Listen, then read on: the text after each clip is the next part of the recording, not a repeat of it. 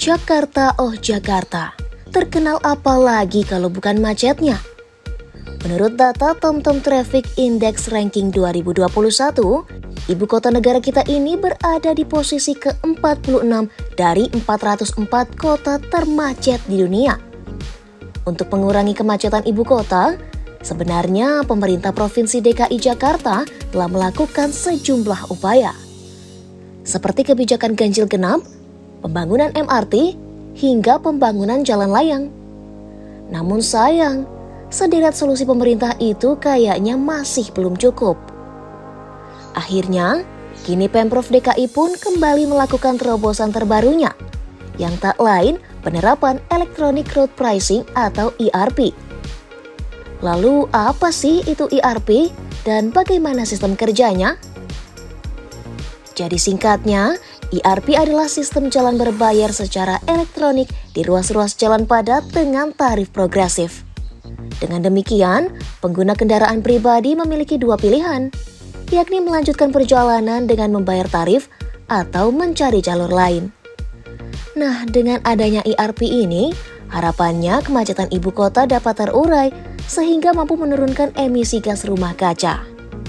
Ngomong-ngomong soal ERP, sebetulnya ide sistem jalan berbayar ini mulai mencuat sejak era kepemimpinan Sutioso pada tahun 2004.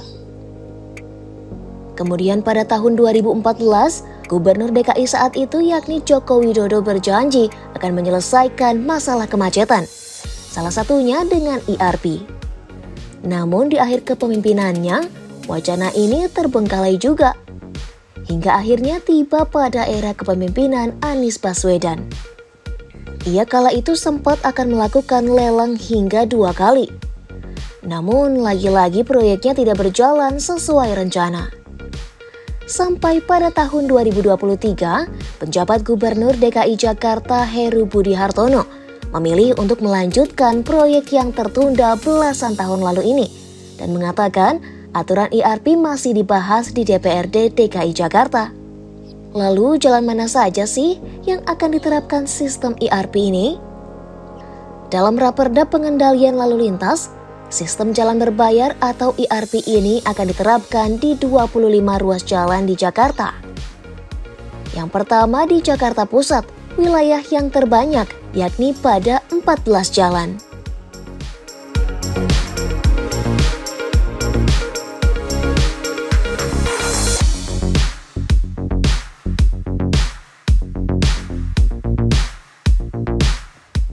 Selanjutnya ada wilayah Jakarta Selatan.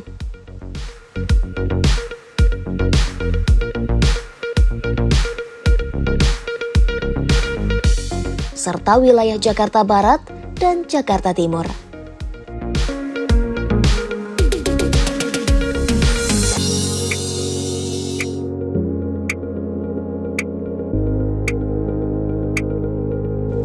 Lalu bagaimana dengan tarifnya?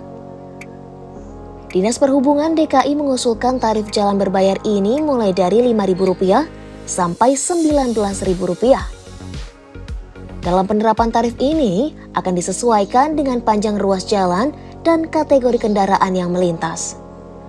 Sedangkan untuk jalan berbayar di Jakarta, rencananya ini akan berlaku mulai pukul 5 waktu Indonesia Barat sampai 22 waktu Indonesia Barat setiap hari. Namun tidak semua kendaraan yang melintas di ERP ini harus membayar tarif tersebut ya. Kendaraan seperti sepeda listrik, kendaraan umum plat kuning, kendaraan dinas operasional TNI atau Polri, kendaraan korps diplomatik negara asing, ambulans, jenazah, dan pemadam kebakaran dibebaskan biaya ERP. Nah, semoga sistem ERP ini bisa segera diterapkan ya sahabat kompas.com.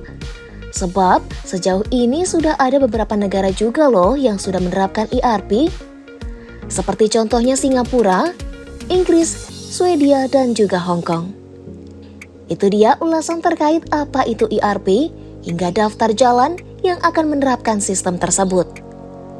Sekian video kali ini, simak informasi menarik lainnya hanya di Oh Begitu Kompas.com, jernih melihat dunia.